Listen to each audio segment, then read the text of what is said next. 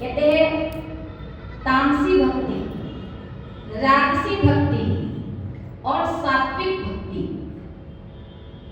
तामसी भक्ति उसको कहते हैं किसको, जो क्रोध में, किसी को बड़ा क्रोध आता है, क्रोध में जो भक्ति करते हैं, किसी की भक्ति करते करते किसी की आत्मा को दुखाया, अभिमान, मतलब अभिमान में जो भक्ति करते हैं, तो इसको कहा है तामसी भक्ति। उस व्यक्ति आत्मा को आहत पहुंचे, ऐसी भक्ति नहीं करनी चाहिए। दूसरी भक्ति का नाम क्या है भाई? राजसी भक्ति। राजसी भक्ति का मतलब क्या? देवी भागवत में लिखा है कि मेरे को सम्मान मिले और मेरी इच्छा पूरी हो जाए। मतलब भक्त लोग सोचते हैं ऐसा, मेरी कोई इच्छा नहीं हमारी, तो क्या होता है, हाँ इतनी इच्छा है कि कानपुर का जो जो जो निर्माण काम है वो बड़ी आशा हो जाए, वो अच्छी तरह से हो जाए, हमारे श्री महाराज जी और माता जी प्रसन्न हो जाए, ये इच्छा हमारी हरदम रहती है कि वो खुश रहे। कहते वो भक्त की भक्ति सफल है जिनकी साधना से, जिनकी भक्ति से परमात्मा रीझ जाए, खुश हो जाए। उनकी साधना सफल, उनकी भक्ति सफल, उनका ध्यान करना सफल हो जाता है, जिनके ऊपर परमात्मा गुरु महाराज जी प्रसन्न हो जाते हैं। रीझाना जो मुझे चाहो, विदुर से पूछ लो जाकर।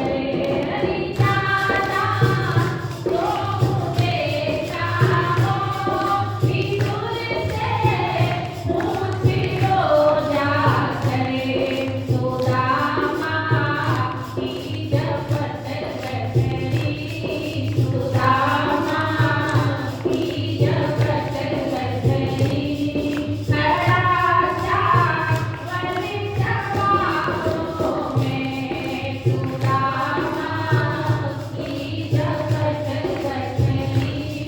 खड़ा चावल चबाओ में, ये कहना साथ गलती है, तुम्हें तेरी चाहों में।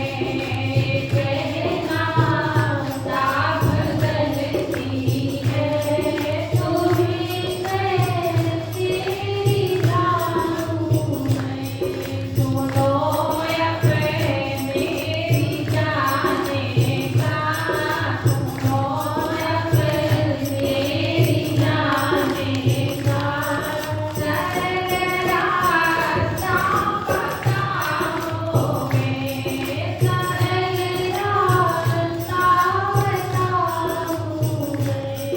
मेरी जो ताक सबको से, मेरी जो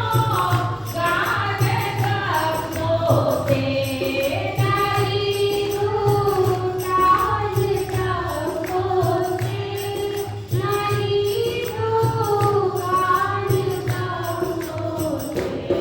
कहा तो मैं तेरा तो, कहा तो प्रेम तेरा तो। पिघल बसे आप जाऊं मैं, पिघल बसे आप जाऊं मैं। ये कहना साथ चलती है, ये कहना साथ चलती है। कहो मैं तेरी चाहूं मैं, तुम्हें तेरी चाहूं मैं। क्या कहा? एक भक्त कहते हैं, भगवान कहते हैं, सुनो अपने जाने का सरल रास्ता बताऊं मैं। श्री राम भगवान जी कहते हैं, कह रघुपति सुने बामिनी बाता,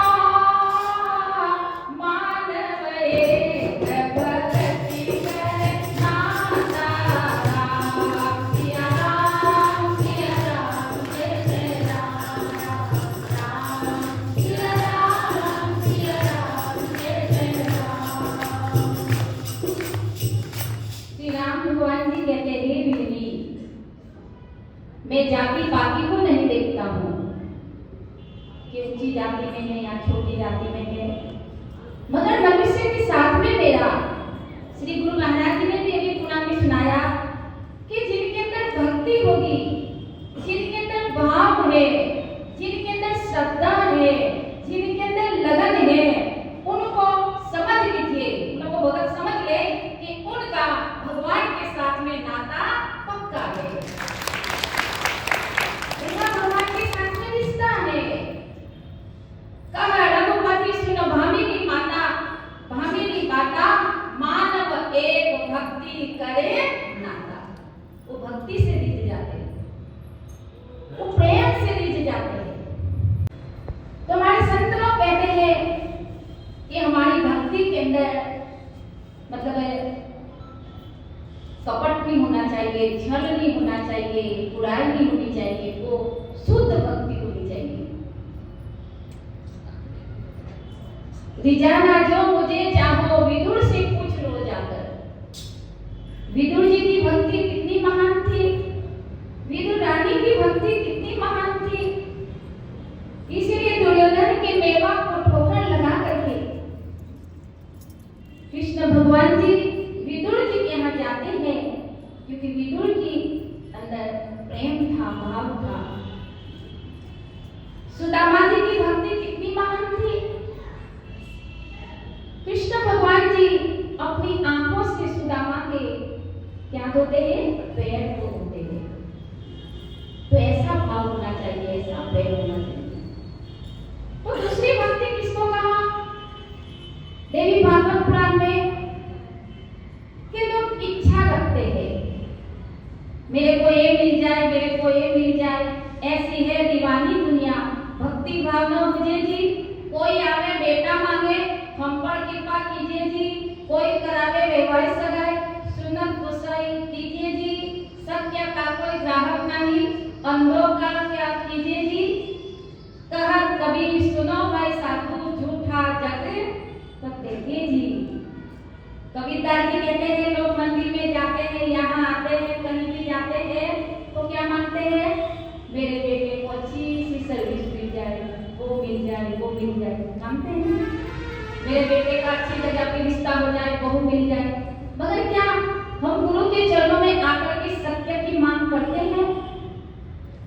तो क्या होता है, दूसरी भक्ति को कहा है राजसी भक्ति। सम्मान मिले, इच्छा पूरी हो जाए, उसको कहते हैं राजसी भक्ति। तीसरी भक्ति का नाम क्या है, सात्विक भक्ति। सात्विक भक्ति शास्त्रों में उनको कहा है, उसको कहा है जो ऐसा सोचते हैं लोग भक्त कि मेरे जन्म जन्म के पाप ये परमात्मा आपकी भक्ति करने से, आपके दर्शन करने से मेरे जन्म जन्म के पाप समाप्त हो जाए, उसको कहा है सात्विक भक्ति।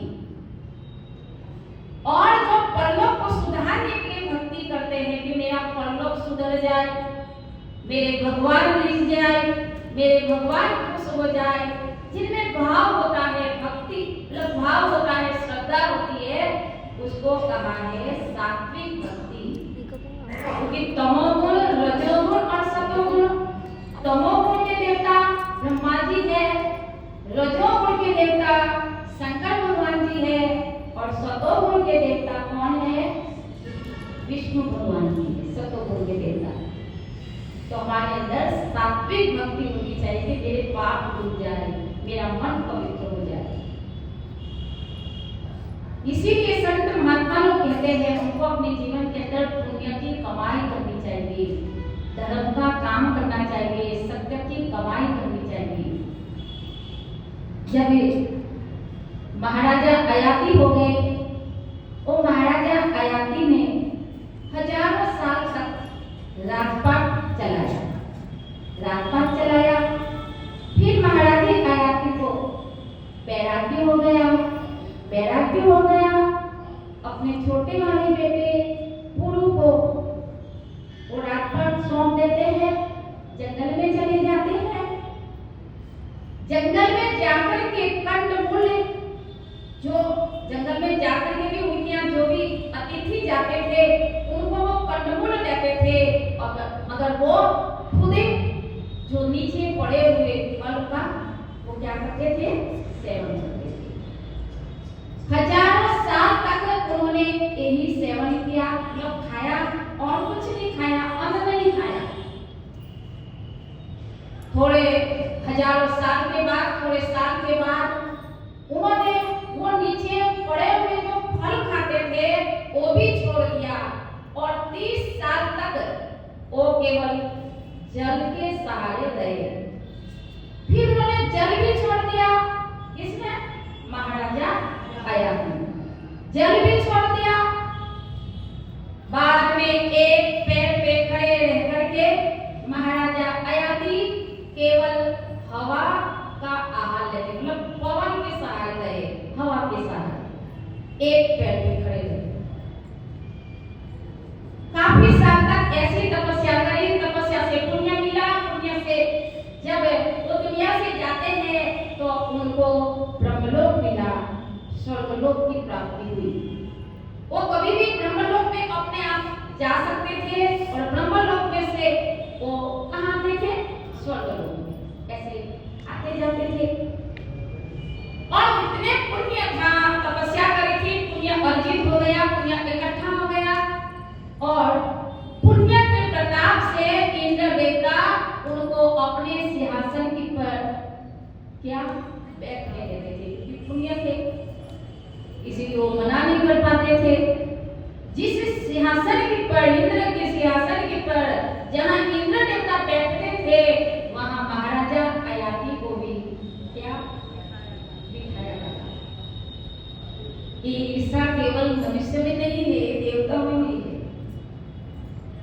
ऋषि मुनि में भी है, जैसे वशिष्ठ महाराज विश्वामित्र में भी थी। तो देवता लोग सोचते हैं पृथ्वी का जीव स्वर्गलोक में आकर के इंद्र के इंद्रासन पर बैठते हैं, उनको अच्छा नहीं लगता है। और सारे देवता मिल करके सोचते हैं कि कैसे भी करके इनको यहाँ से मतलब ऐसा कर देना है, यहाँ नहीं बैठने देना, यहाँ नहीं रहे, ऐसा कुछ करना है। और क्या होता है, एक दिन इंद्र देवता की बगल में महाराजा अयाती बैठे हुए थे। इंद्र देवता ने कहा, हे अयाती, आपने ऐसा क्या पुण्य किया, ऐसी क्या भक्ति करी, ऐसी क्या तपस्या करी कि जिसके कारण आपको स्वर्गलोक भी मिला और ब्रह्मलोक भी मिला। महाराजा अयाती इंद्र देवता की मीठी मीठी बातों की जाल में फंस गए। लोगों को अक्सर अपनी प्रशंसा, अपनी तारीफ अच्छी लगती है कानों में, मगर ये ठीक बात नहीं है। और जैसे ही वो बार बार इंद्र देवता कहते हैं आपने ऐसी क्या तपस्या की, ऐसा क्या पुण्य किया कि जिससे आपको ब्रह्मलोक मिला और इंद्रलोक मिला, तब महाराजा अयाती उनकी बातों में आ जाते हैं और अपने ही मुंह से अपनी तारीफ करते हैं। अपने मुंह से अपनी तारीफ करने से बचना चाहिए। महाराजा अयाती कहते हैं, हे इंद्र देवता, मैंने पृथ्वी लोक की पर इतनी तपस्या की, इतनी तपस्या की, मतलब बहुत ज्यादा तपस्या की। मैंने जितनी तपस्या की, अयाती राजा कहते हैं, इतनी देवता, ऋषि, मुनि, मनुष्य, साधु, सन्यासी, ऐसी भक्ति, ऐसी तपस्या किसी ने नहीं करी होगी जितनी तपस्या महाराजा अयाती अपने आप ही कह रहे हैं। किसको? इंद्र देवता को, कि मैंने जितनी भक्ति करी, मैंने जितनी तपस्या करी, उतनी तपस्या देवताओं ने, गंधर्वों ने, सन्यासियों ने, ऋषि मुनियों ने, किसी ने भी क्या नहीं करी है। जैसे ही उन्होंने ऐसा बोला, अपने मुंह से अपनी तारीफ की, इंद्र देवता बड़ी कड़क आवाज में कहते हैं, हे अयाती, खड़े हो जाओ। अब तुमने अपने ही मुंह से अपनी तारीफ करी, इसलिए तुमने आपने जितनी भी तपस्या करी थी